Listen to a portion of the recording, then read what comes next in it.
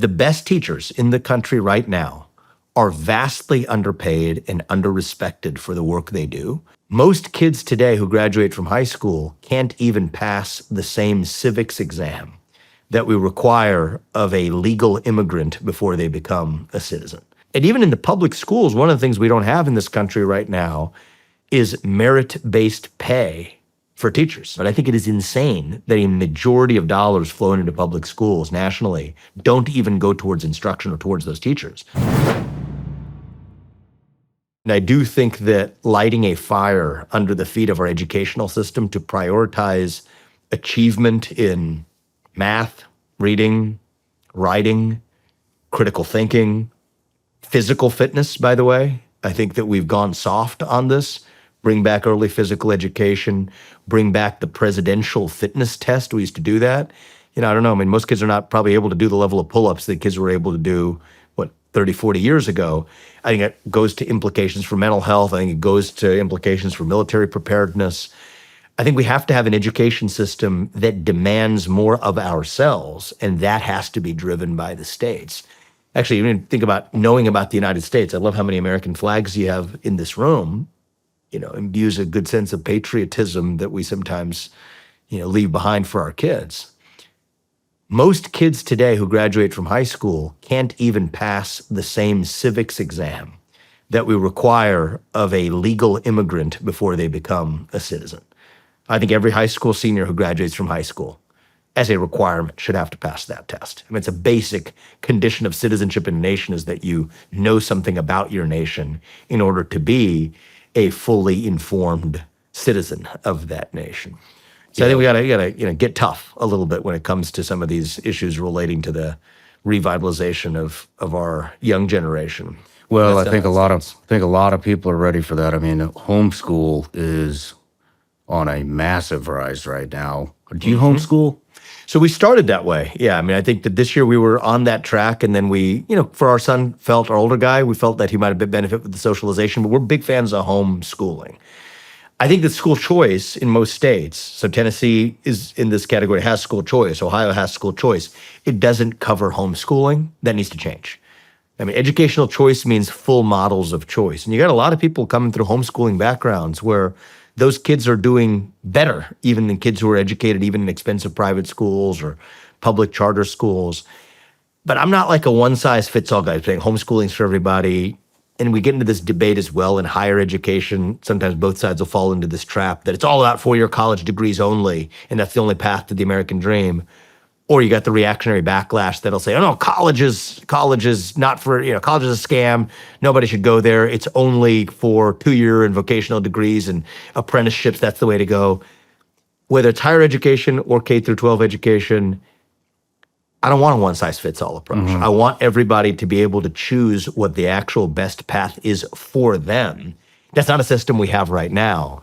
And I do think that universal school choice should actually, if you're going to call it that, should be universal in including homeschooling as the right option. I think some parents will tell you this too. I mean, we've got young kids each ourselves. Yours are a little younger, but you'll probably notice this even more over time. They're different even in the same household. Right? You're raising them in the same household under the same circumstances. One of them's a younger sibling and one of them's older, so it's different for each of them that way. But private school or public school might be the right option for one of them, and homeschooling might be the right option for the other one. It might change over different parts of their upbringing, and the people to know what's best for their kid, all else equal, is the parent. And I think that right now, people in wealthy families at least have the opportunity to hire home help or nannies or tutors or private school tuition or whatever it is. That's not where I'm worried. It's the civil rights issue of our time that actually the very people that so-called bleeding heart liberals have been bleeding their hearts over, people in inner cities, people struggling with making ends meet, single-parent households. They're the ones who actually left holding the bag where their kids don't have that level of choice. And so I do think this is, I don't think it's an exaggeration to call this the civil rights issue of our time. I would call it that. And I hope that that's going to bring along not just, traditional Republican support, but you can think about anybody who's a parent wants to be able to choose to be able to send their kid to the best school they can. And even in the public schools, one of the things we don't have in this country right now is merit-based pay for teachers. I mean, you run a business of sorts, right? I run businesses. Generally, the way it works is the people who do the best job in creating value for the business are compensated more than those who don't do as good of a job in creating value for that business or that fund or that investment firm or whatever. Why should it work any differently in public schools? I mean, No, it shouldn't. I mean, we got makes metrics. perfect sense. You've got clear metrics. And so there isn't a state in the country right now that does this. There is no merit-based pay for teachers and principals and administrators.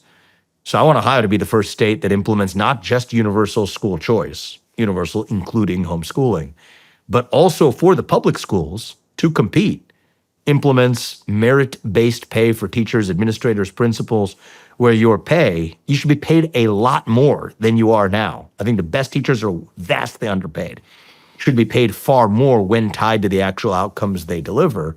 And conversely, those who aren't delivering outcomes shouldn't be paid at that same level, and in some cases should actually not be on that job at all. And I do think that that's got to be done with leaders who have a spine to, that's a big fight to pick. I'm not looking to pick fights for the sake of picking fights, but that's one, there's a reason why that doesn't exist in any of the 50 states.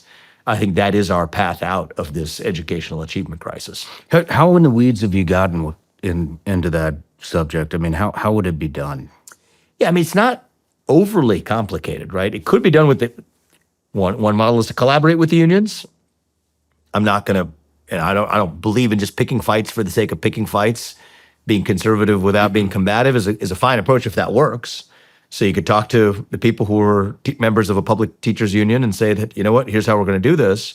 But if there are union objections, it is my view that if a public sector union, particularly, I'm going to put fire and police in a different category where this doesn't apply to them, but if public teachers unions are unionizing, you got to ask yourself, who are they actually unionizing against? In many cases, it ends up being the best interests of the kids they're actually serving. And I say this as somebody who believes that the best teachers in the country right now are vastly underpaid and underrespected for the work they do. I want to see the best ones actually paid more. So either you do it in collaboration with the teachers unions, or you have to be willing to say that that's not a sacred cow anymore that somehow we can't touch. To the contrary, if teachers unions and the existence of public teachers unions are in the way of getting that job done, then we need to fix that system. Okay, I guess what comes to my mind is where I think you might run into problems, and maybe you've thought through this, is, just looking back, what were easy A's? Physical education, Sure. art, home economics, stuff like that. That was pretty much a wash. And so how do you put them on the same pay scale as somebody that's teaching calculus at a junior and high school level? A more challenging course that people are going to struggle with more.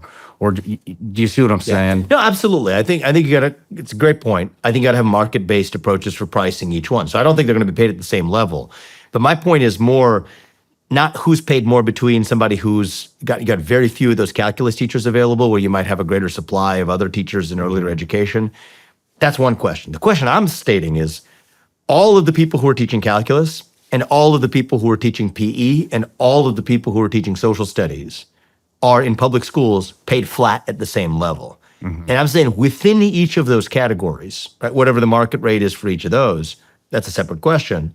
And that should be, a little bit of supply and demand, right? If you got very few people in an essential category where we need to educate our kids, those people are going to have to be paid more than somebody who's in a category where you could find, 10 other people to do the job.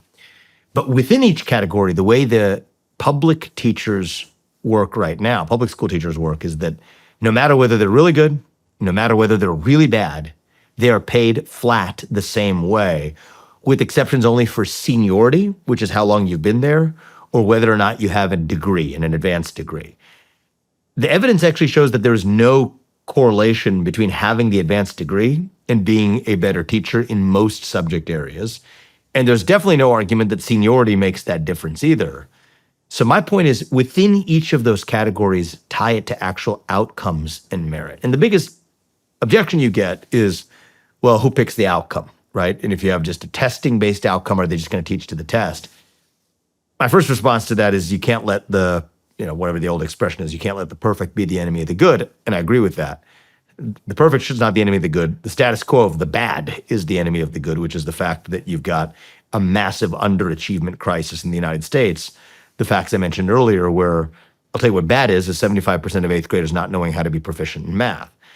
But the other thing is, it doesn't have to just be the test. I think it should be a composite of a number of different factors. On the table could be parents' assessments of the teachers, which I don't think is a bad starting point either. Ultimately, not to say that parents or catering to the parent is the only model or the right answer for the teacher, but that's probably a good first best place to start. You could have independent peer-reviewed analysis.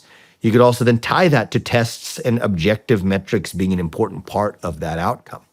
Is that going to be a perfect system? Maybe there's no such thing as a perfect system.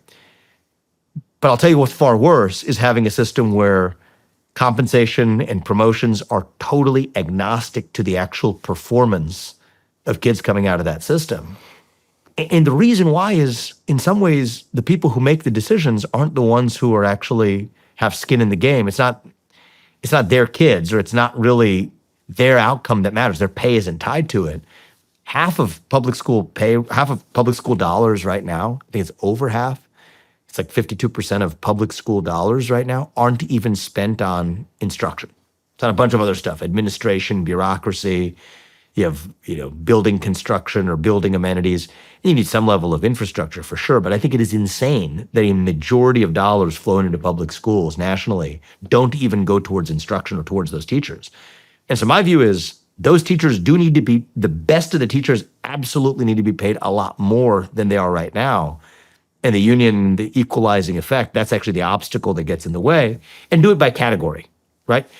Another example would be the inner cities. Well, how are you going to penalize people in like a poor neighborhood versus a better neighborhood? To the contrary, it might actually be the opposite, because you're looking at the rate of improvement, right? So if you're starting from a low baseline and you have a force of nature of a teacher who comes in and is able to demonstrate a scale of improvement that school hasn't seen, that's what you're indexing the actual merit-based pay to, is the actual rate of improvement. So there's all kinds of questions on implementation, and it could get pretty technical pretty quickly. But the base principle is, no matter where you're watching Shawn Ryan Show from, if you get anything out of this, please like, comment, subscribe, and most importantly, share this everywhere you possibly can. And if you're feeling extra generous, please leave us a review on Apple and Spotify podcasts.